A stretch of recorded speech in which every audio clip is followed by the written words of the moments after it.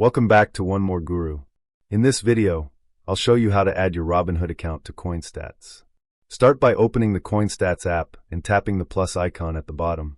From there, select Connect Portfolio, then tap Connect Portfolio again at the top.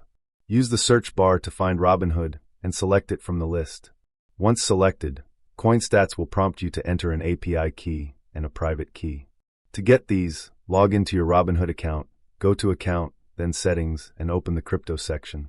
From there, find API Trading and click Add API Key.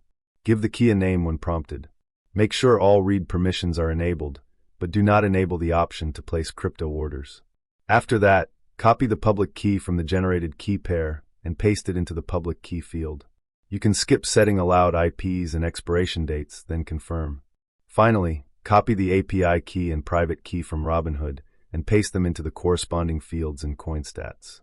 Once entered, your accounts will be connected. I hope this helped.